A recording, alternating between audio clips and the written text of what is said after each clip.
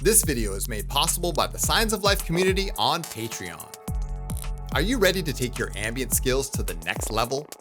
Or maybe you're just starting out and looking for more tutorials for the absolute beginner? On Patreon, you'll not only find tons of exclusive tutorials and presets, but you'll also find videos on specific topics such as mixing, compression, arrangements, ambient textures and layering, and so much more. If presets and samples are your thing, you'll also find over 70 Patreon exclusive preset packs, as well as exclusive construction kits complete with MIDI files so you can get a head start on your next track. And finally, if you want personal one-on-one instruction for ambient, sound design, and music production, check out the ambient coaching tier. I've already changed the lives of hundreds of clients, and I know I can do the same for you. So what are you waiting for? Sign up today and join us. Link is down below in the description.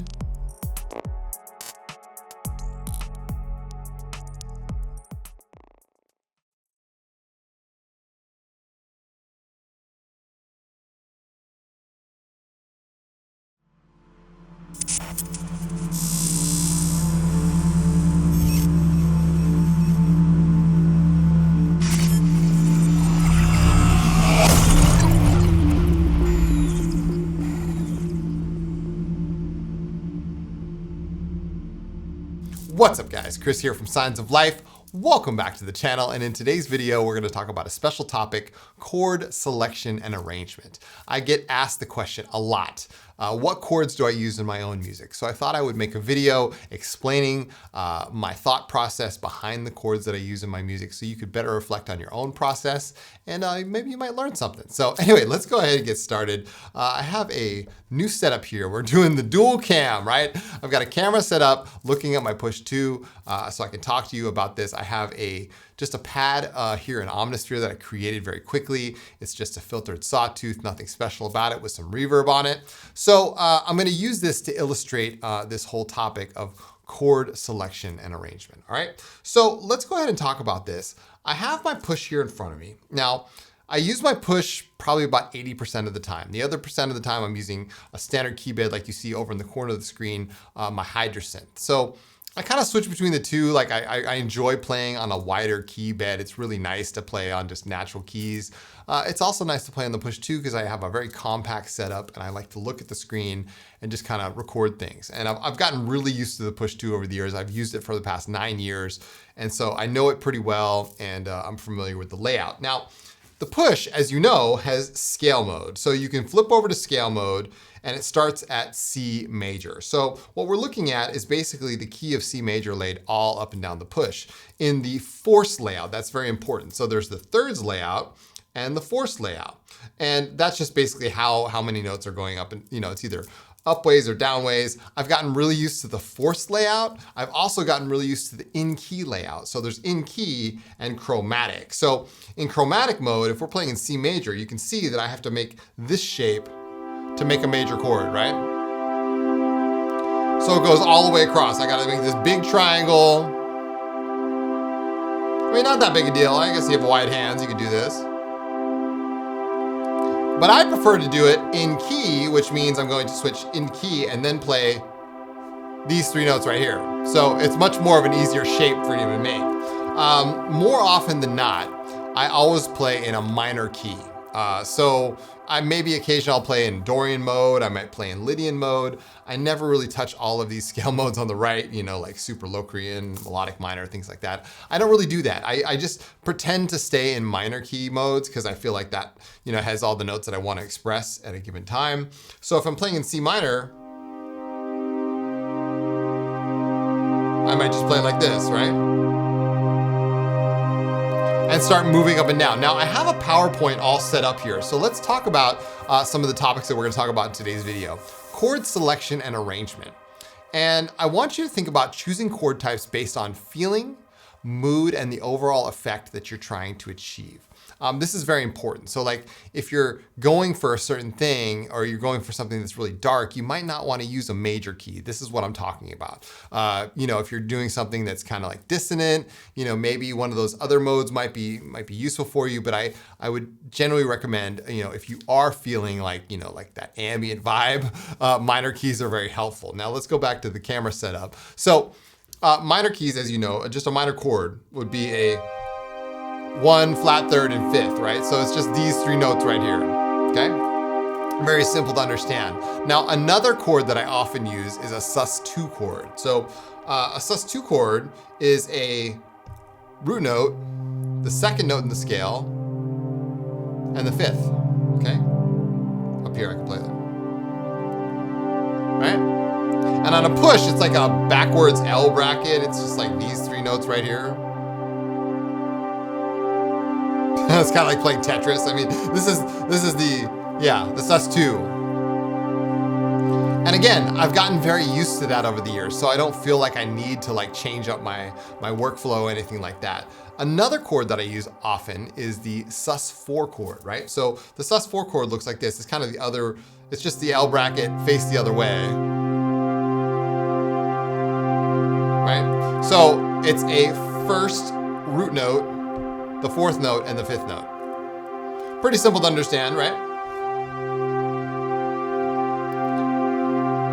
But these are really nice chord shapes because they work in a minor scale. They work in a major scale too, but like I find them very useful in my own music. So oftentimes I'll flip between a minor chord, a sus4 chord. The other chord that I use a lot is the minor 7th chord. So on a push, it's just a root note and then the 5th note and the 7th note. You see this note here is the 7th right before the octave. This is like my go-to shape. So I'll use the minor 7th in conjunction. So if I'm just jamming, I'll just be like, and then sus4, sus2, minor. And you can hear the difference, right? It's like they just create this overall effect, like I'm just kind of jamming in a minor scale, and you know, it leaves the rest up to your imagination, though. I think just by choosing the right chords, sometimes that can make all the difference. All right, so let's go back to the PowerPoint. The other thing that I want to talk about is using various octave ranges to help fill out the entire frequency spectrum. Now, what do I mean by this?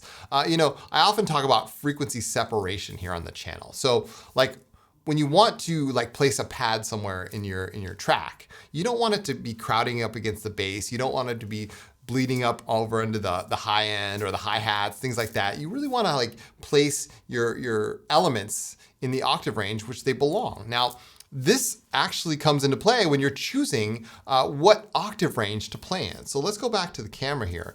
And the octave range does matter. So, you know, if I was gonna play a pad, for example, I might switch over to this mode right here. And as you can see up here, it says you're playing from C2 to C6 or C1 to C5. So that's just telling you that you're playing, this is your octave range that you have. It's just basically like moving up and down a traditional keyboard. So from C1 to C5, that's the lowest note I can possibly hit. Not bad, good choice. Okay. I can also take care of that low note with the sub oscillator. I might like make a patch that has the sub oscillator, or I could just play it naturally, right?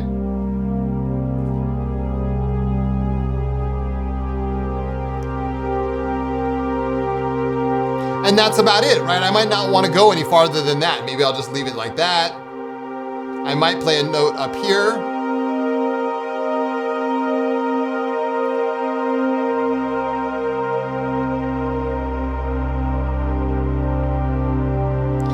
Not trying to get too crazy, just kind of limiting myself in terms of octave range just to keep my pads in place. Obviously, you know, how much you're filtering the pad matters, you know, what you're doing to process the pad matters. But at the same time, like this isn't just about pads, this is about everything. Your leads, your pads, your basses, you really want to stick, you know, within a certain octave range to keep things on point. All right, so that's the second point, is using various octave ranges to help you fill out the entire frequency spectrum. If you want maybe say a higher pad, you might like reach for a higher octave, things like that. Now, the third point is very interesting, using inversions, bass notes, and other methods to change things up from your usual shapes. Now, if you're getting stuck, like you're like, oh, I'm just playing the same chords over and over again, inversions can be a really helpful way to change things up. And what I mean by inversions is this. So, you know, like just playing a standard minor chord is cool. It sounds good, it works. But what if you take those same three notes and you invert some of them, like meaning you take those same notes and maybe you play some different notes out of the same scale. So instead of having your root note be the lowest note, maybe the lowest note is this note right here, right? And maybe you take that fifth and you put it below it as well, right? Just to change things up, just throw some of those notes that are in the upper part of the chord or the scale and put them on the bottom, things like that. That can really help, you know, change up your entire process. Like, wow. You start expressing yourself differently. You start hearing different tones, different places. Inversions are really good, especially when you want to get wide ranges. So like, instead of having a minor chord just here, maybe I might say, all right, well, let's play a low note here, low note here. That's basically the same chord, but inverted, right? So these kind of things can be very helpful, especially when you're feeling like maybe things are stagnant. Don't be afraid to completely change up the chord that you're using. If your go-to shape is the sus2, right? Maybe take a low note from the second, okay, and change it up. Maybe even put one of these higher.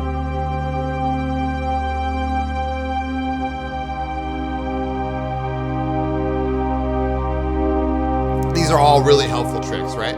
So that's the third thing, is maybe even changing some of the bass notes, using inversions and other methods to just change things up from your usual shapes. Now, the top tip that I have for you today is using various types of synths and synthesis methods.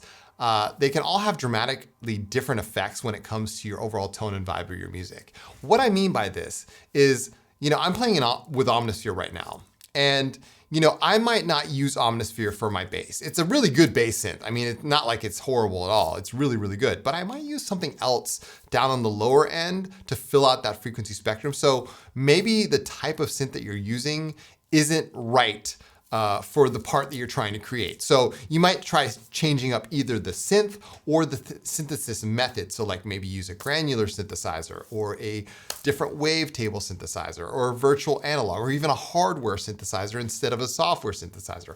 All of these can have real dramatic effects when it comes to when you're, you know, composing different things, when you're really trying to get experimental or change things up. This all matters when it comes to chord construction. So if I'm just playing an Omnisphere all day long, right? I might want to say, all right, well, maybe I'll grab, I don't know, a second layer here, and you know, we'll grab maybe a sample. I found this sample earlier today. It was called the Cryogenic Freeze. This was a very interesting sample. But listen to this. So like if I change the synthesis method and just put a sample there instead of, you know, your standard, you know, oscillator type. So let's go ahead and just make this. I know you guys can't see this, but you're gonna hear the dramatic effect as soon as I start playing it.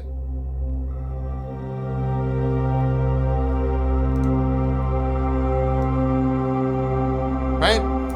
You can hear that it just changed the entire frequency spectrum.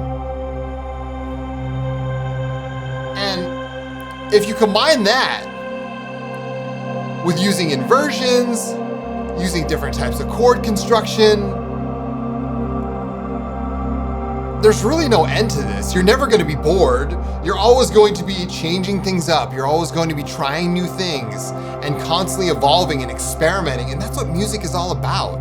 So I hope that this was helpful for you in a way where it opened up your eyes a little bit to say, maybe the way I'm doing it isn't the only way to do it. And maybe all I need to do is tweak my process just a little bit, left or right, up or down, just to change things up a little bit so I can further myself down that path. It really does help. You know, I've produced so many tracks and done so many different things to my own process that like even those fine-tuning little tweaks that I make really do invite me to experiment in new and different ways, and that's how new music gets created. So hopefully this was helpful for you, and hopefully you guys were inspired by this tutorial. I know it was a quick one, but I thought I would just, you know, give you guys a little bit extra because that's what I'm here for. Anyway, If you enjoyed this tutorial, thank you so much. Feel free to leave a comment down below.